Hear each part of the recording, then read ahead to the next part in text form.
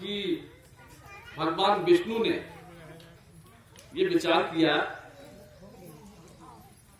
कि सृष्टि की रचना कैसे हो पृथ्वी पर। तो भगवान विष्णु ने अपने नाभि से कमल के फूल को उगाया और उसको, वो बहुत छोटा नहीं था, वो बहुत विशाल था, बहुत बड़ा था।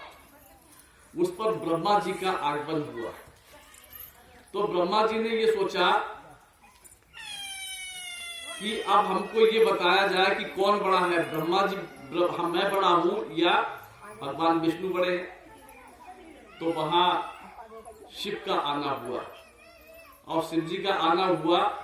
वो एक शिवलिंग के रूप में अग्नि का शिवलिंग वहां पर प्रकट हुआ।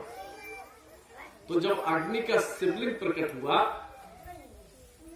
तो ब्रह्मा जी ने नीचे देखा और भगवान विष्णु ने ऊपर जाकर के देखा, कहीं भर उसका अंत नहीं दिखाई दे रहा था।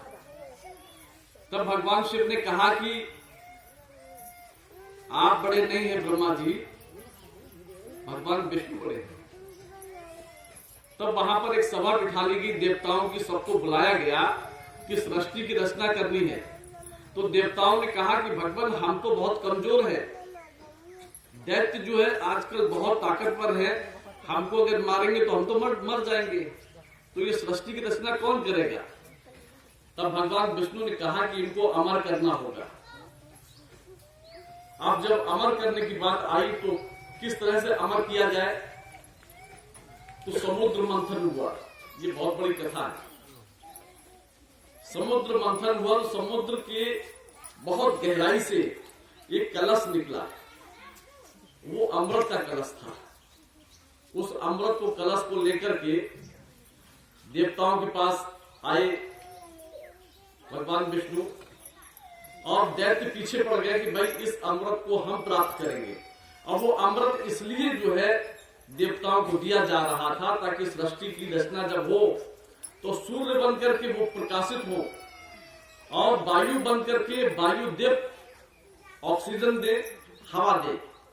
इसी तरीके से इंद्रदेव बारिश करे और सबको जल दे। इस तरीके से कई देवताओं को ये विभाग बांटे गए, सृष्टि को चलाया गया।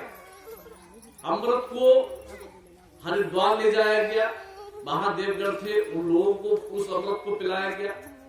नासिक ले जाया गया, उज्जैन ले जाया गया, प्रयागराज ले जाया गया। अब प्रयागराज को तीर्थराज कहा जाता है क्योंकि वहां सबसे पहले ब्रह्मा जी ने अपनी ध्यान और साधना की थी और वहां पर भगवान राम का आगमन हुआ था, वहां पर सभी देवों का आगमन हुआ था। तो इसलिए जो है वो तीर्थराज प्रयाग कहा जाता है। तो आज वही देवगण आपको, हमको, सभी को ऊर्जा प्रदान कर रहे हैं, सभी जगह प्रकाशित हो रहे हैं। रात अगर हो जाए तो आपको कोई चीज नहीं दिखाई देगी, दिन होगा तभी आपको, हमको वो चीज दिखाई देगी। तो भगवान कितना बड़ा दयालु है। जो समुद्र की लहरें उठती हैं वो आप हैं, और जो समुद्र है वो भगवान है। जब लहरें शांत हो जाती हैं तो किसमें विलय होती हैं? उसी समुद्र में विलय हो जाती हैं। कल शिवरात्रि का पावन पर्व आप लोग मनाएंगे। भगवान शिव के हम सब अंशी हैं। आप ये सोचें, भगवान शिव के हम सब लोग अंशी हैं। अगर हम कहीं बंद हो जाते हैं कमरे में तो घुटन होती है, तो हम छत पे भागते हैं, बाहर भागते हैं, किसी तरीके से हमको सांस आए। इसी तरह से भगवान भोलेनाथ कैलाश पर्वत पर इसलिए रहते हैं कि यहाँ खुला वातावरण है, खुला माहौल है। तो इसलिए जो है कल जो शिवरात्रि का पावन पर्व है उसमें आप लोग इतना ध्यान रखिए, भोलेनाथ की जब पूजन करें तो आप उत्तर मुंह की तरफ